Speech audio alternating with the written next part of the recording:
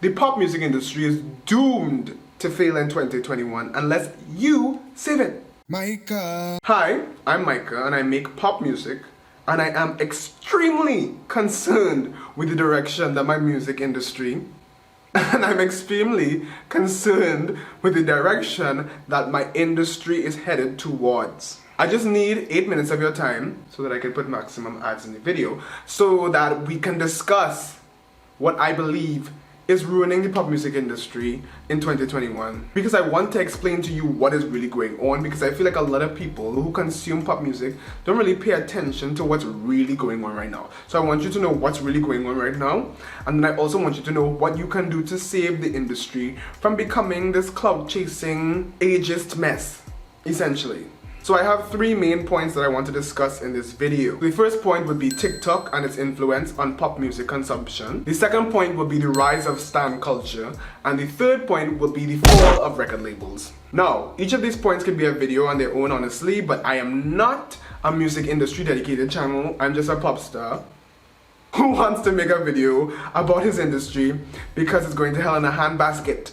So first of all, let's talk about TikTok and its impact on pop music consumption. TikTok is breeding bad artists. I said what I said. And it's breeding ageism. Ageism. Why? I'm 24 years old and I feel like I'm 67. There's something wrong with that. 24 years old in the real world? Not in Gen Z world, Gen Z land. 24 years old is young. Extremely young. I'm called the young boy on the street in my country, Trinidad and Tobago, because 24 years old is young. But when I go on TikTok, yes, you could argue that the app is not designed for me, blah, blah, blah, blah, blah, blah. But no, there's a lot of ageism up in there. There is. And pop music is becoming progressively more ageist as a result. We want you to be asexual, like you're 25, but look like you were born in 2003. That's what they want. And it's very weird. I think about the days when, well, I have to go really, really far. When I feel like Mariah Carey, Whitney Houston, Luther Vandross, those people, Michael Jackson, when they were making music, nobody cared how old they were. Whitney Houston could have been like 35. How old was she? Oh my god. I'm looking up I Will Always Love You like right now. She would have been 29 when she released I Will Always Love You, which is actually younger than I thought. I thought she was like 35. So think about that. My mind has already been warped by Gen Z. So think about that. She was 29 years old and releasing definitely the most iconic song of her career. She wasn't releasing it at 17. She wasn't releasing it at even 21. She was 29. Luther Vandross. What is an iconic song from him that's coming to my brain? Let's do Dance to My Father. It won Song of the Year at the Grammy Awards. Bitch! Could never do that now. Anybody above 31 is not winning no Song of the Year anymore. That's not happening. And Luther Vandross was 52 when he released that song. That won Song of the Year, and it also won Best R&B Male Vocal Performance or something. You can't do that now because I'm just sorry, Gen Z, you are ruining the pop music industry. And it's being ruined through TikTok because we just want memes as music anymore. We're not listening to like cleverly crafted pieces of art. I said what I said, and I used to feel so bad about saying this, but no. We just want something that could spread very quickly and that has like, you know, the very formulaic pop structure. So when they tease people like Dixie D'Amelio for her songwriting, first of all, Dixie didn't write the song. Second of all, it's what you want. You want formulaic boring crap. You want good pop songs that are just designed for the radio. Prove that you don't. TikTok is like me, know that you rather a meme song by somebody who's not truly a vocalist like that versus somebody actually giving you vocals and songwriting and giving you visuals. And that's my problem with TikTok. It is the rise of meme over music.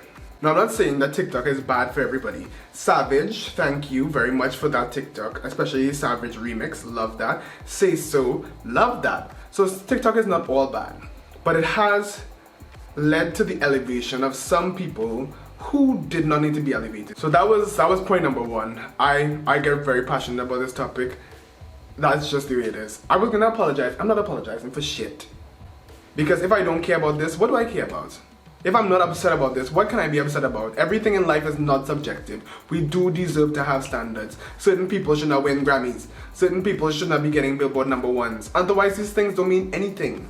Anyway, the second thing that I believe is negatively impacting the pop music industry is stan culture, the rise of stan culture.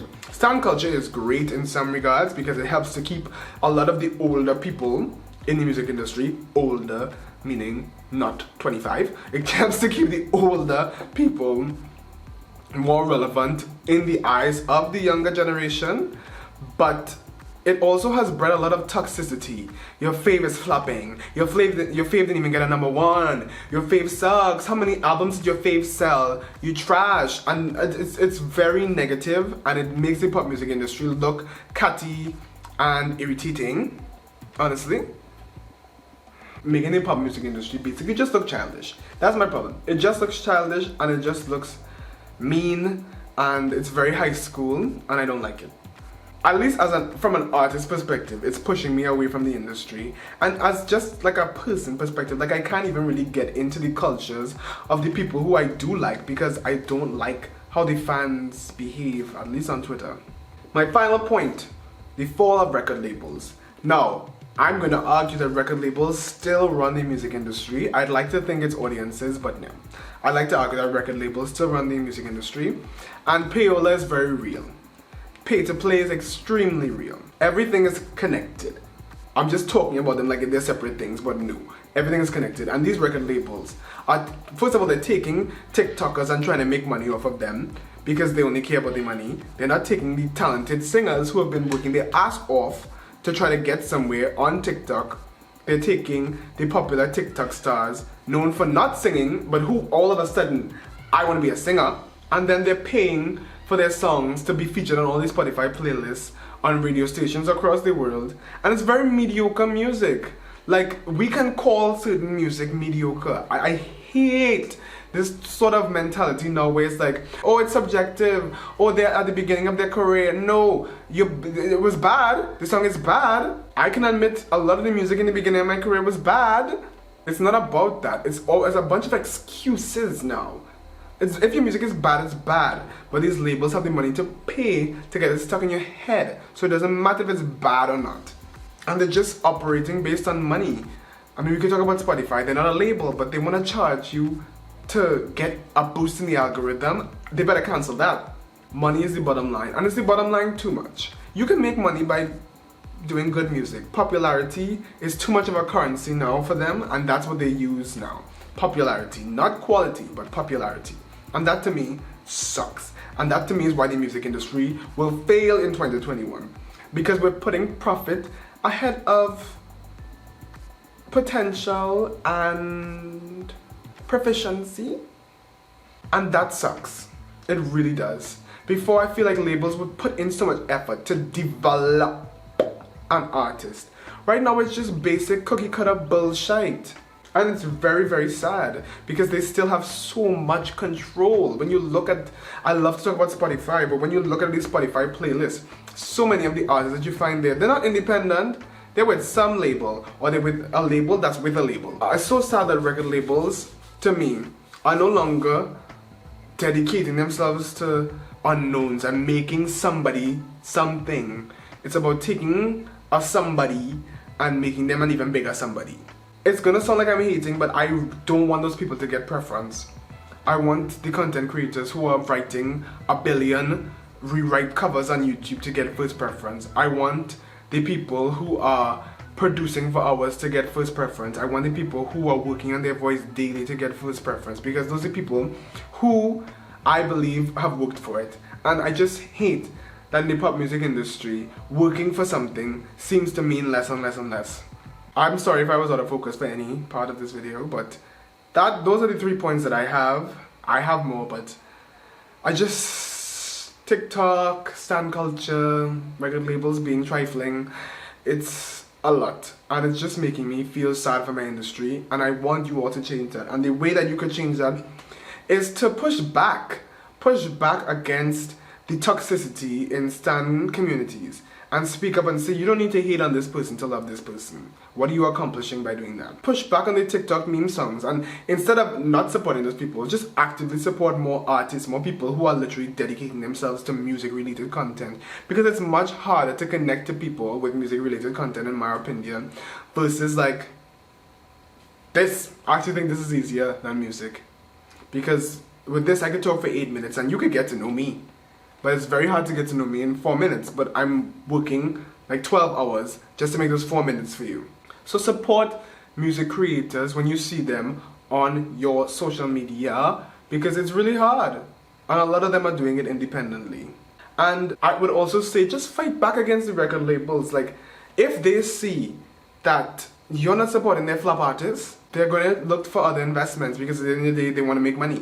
Quality needs to come back. Caring needs to come back. It's not just about satisfying the things that TikTok, the generation of TikTok and the generation of Twitter, the stand. Like, it's not just about that. Bring back good music videos. Bring back meaningful songs. Bring back eras that last more than 6 months. Shims. Bring back differences, personality, age differences. What the heck kind of pop songs is somebody in their 40s going to make? I want to know. Bring back diversity, real diversity, not just hot young people. Anyway, let's go. That's the end of this video. Thank you all so much for watching. You can support my music here and my YouTube content as well.